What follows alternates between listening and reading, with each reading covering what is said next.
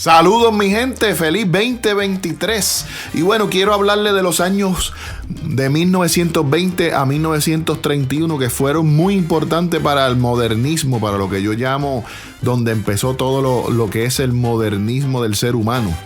Así que vamos a hacer un pequeño resumen primero de qué sucedió antes para poder llegar a esos años, especialmente de 1920 a 1931. Primero les tengo que hablar de los hermanos Dodge. Los hermanos Dodge, estamos hablando de John Dodge y de Horace Dodge. Ellos fundaron en 1914 la Dodge Motor Company. Lamentablemente, ellos murieron ambos en el 1920. Uno de ellos murió por el Spanish Flu, la pandemia de esos momentos, y eso fue en enero. Y el otro hermano, el hermano menor, murió en diciembre de ese mismo año por una cirrosis hepática. Antes de esto también tengo que hablar de unos personajes muy importantes. El fundador de la General Motors, que fue Don William Durant, y de Walter Chrysler. Don William Durant contrata a Walter Chrysler en 1916. Lo contrata para la Buick Motor Company. Luego de esto, Walter se convierte hasta el gerente general de la GM. Pero en 1919 sale al haber cambios donde Durant entra a unos banqueros, especialmente el banquero Pierre Dupont. Así que hablo de esto en resumen antes de empezar lo de los años 20, igual que tengo que hablar de Henry Ford, ¿verdad? De Henry Ford, ya con su marca registrada, ¿verdad? De la Ford Motor Company. Así que ahora sí podemos hablar de lo que es los años de 1920 en adelante. Para eso voy a mencionar a los personajes que tienen que ver con esto y que tiene que ver una cosa con otra. Entre ellos, como ya dije, está Pierre Dupont, está Walter Chrysler, Henry Ford, está también su hijo Edsel Ford, está William Boeing, está Charles Lindy, que le llaman Lindy en ese tiempo, un influencer muy importante en ese tiempo. Esas personas que acabo de mencionarles son súper influyentes en lo que es la época de 1920. ¿Y qué tiene que ver? ¿Qué es lo que tiene que ver entre todos ellos? Bueno, estamos hablando que mientras Henry Ford seguía haciendo autos, la General Motors seguía haciendo autos. Ford dominaba la competencia. ¿Qué hacía Ford cada vez que la competencia se le acercaba? Bajaba los precios de los autos. Esa era la forma de bajarlos. ¿Qué pasa? Aquí entra otro personaje importante que es JP Morgan, el hijo del fundador, ¿verdad? De lo que es ahora Chase. Habla con Pierre Dupont y le dice que tiene una fórmula ganadora para que no tenga que estar peleándose más con Ford, porque no pueden bajar los costos de producción de los carros como lo hacía Ford. Y ahí empieza otra parte moderna, no sé si tan beneficiosa o no, donde empiezan a ofrecer a las personas crédito. Le dan el carro y lo pagan en plazos. Lo pueden pagar cash o lo pueden pagar en plazos. Ahí empezó eso. Eso fue una combinación de estos dos banqueros.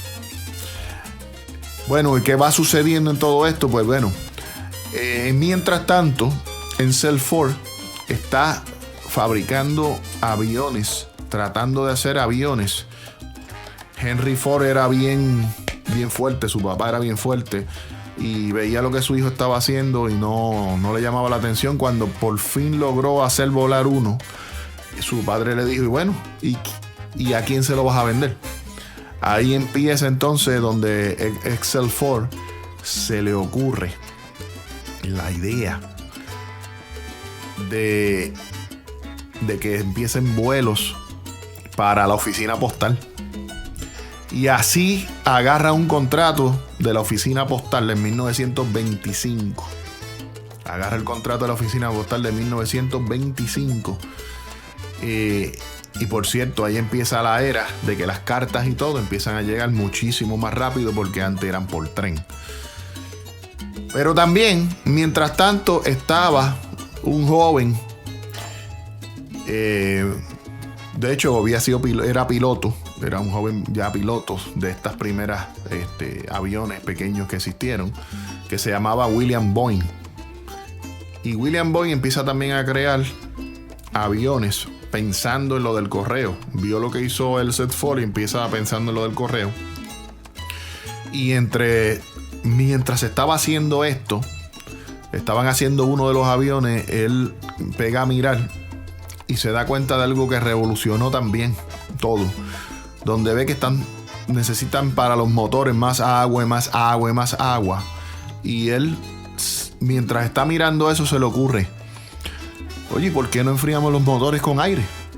Ahí empieza lo que se llaman los motores enfriados por aire, en vez de por agua. Entonces, al hacer esto, la cantidad de peso que genera el agua se disminuye en el avión y además espacio. Y con esto contrarresta a Encell Ford y logra que lo contraten para hacer también vuelos de la oficina postal.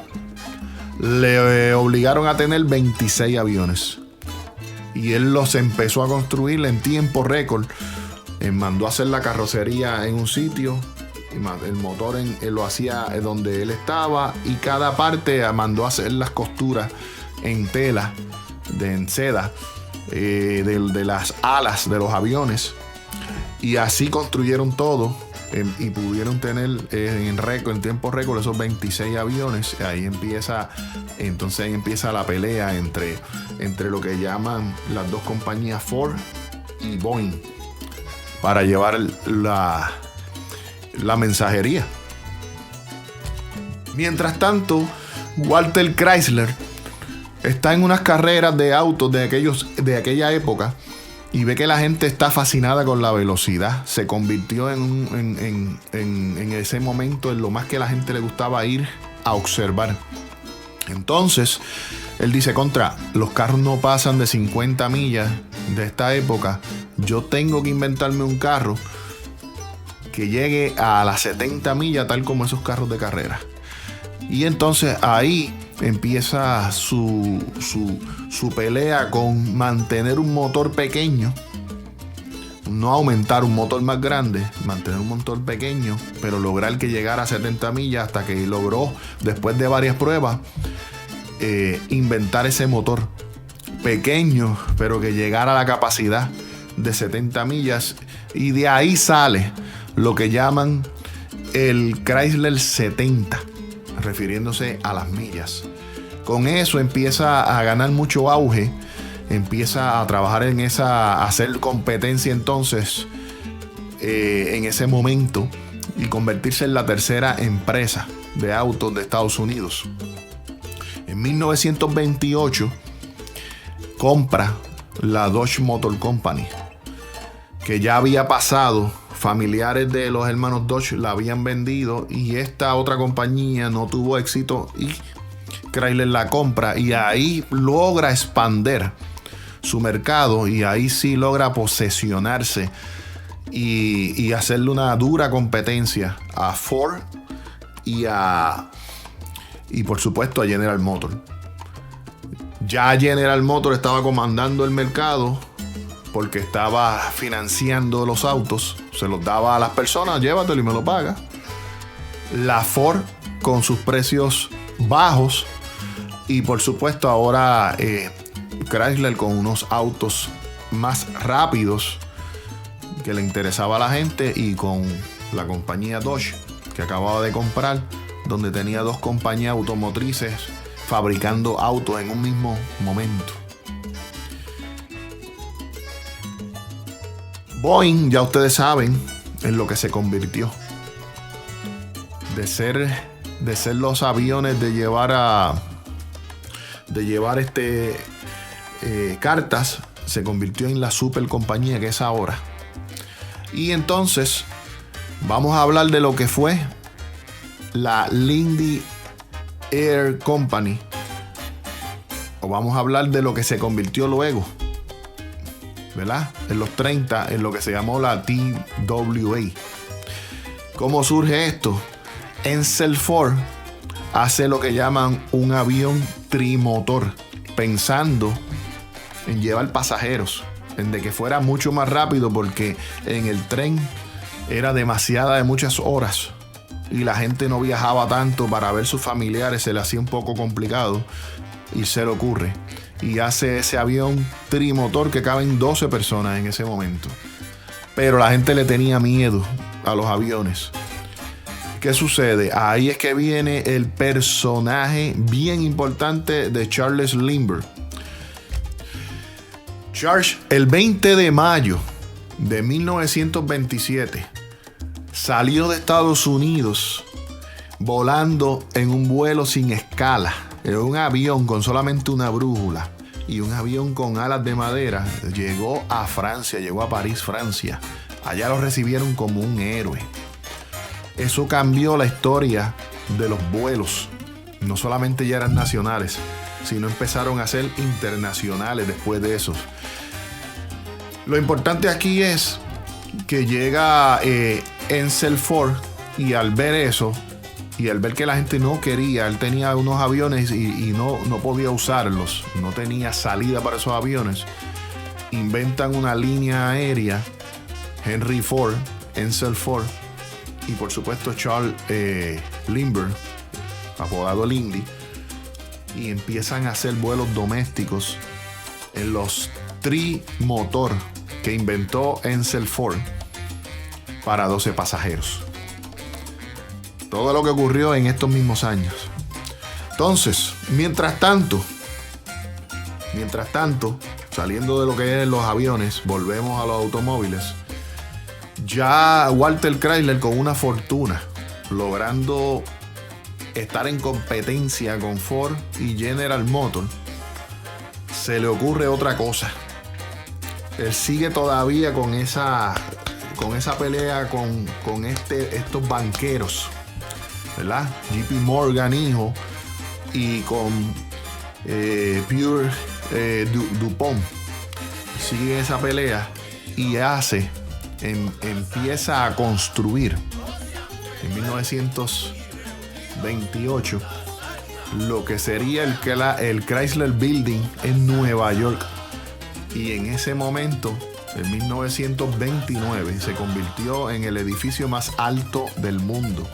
Cuando le preguntaron a Chrysler, a Walter Chrysler, por qué él quiso construir esto, y él dijo, porque veía, desde ahí podía ver abajo a los de General Motors.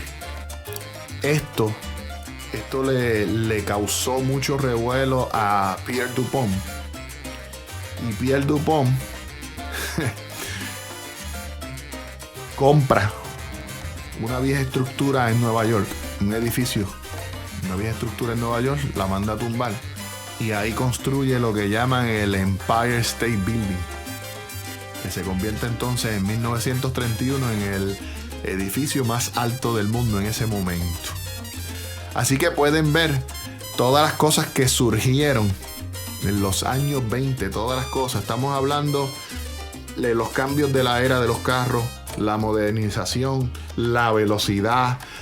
Estamos hablando, empiezan a hacer lo que se llama es todo lo que tiene que ver con vender.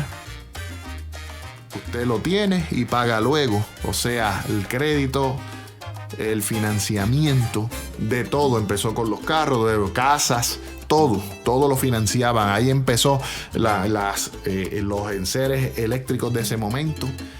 Estamos hablando de todas las cosas modernas que conocemos, excepto lo del internet. Empezó ahí entre los 20 y los 31. Ahí también empezó los vuelos que tenían que ver, los vuelos domésticos en aviones, ¿verdad? En compañías.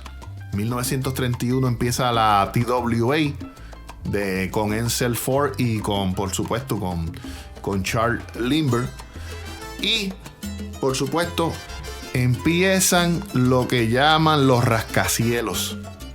Ahí empezaron los rascacielos. Ahí empezó el Chrysler, ahí empezó el Empire State, y ahí empieza el mundo a contagiarse de hacer edificios de altura para las grandes ciudades. Así que con esto los dejo para que vean todas las cosas que se hicieron hace 100 años exactamente en esta década, en la década del 20. Muchas felicidades para este 2023 y que la pasen súper bien, que tengan un año próspero y de mucha felicidad.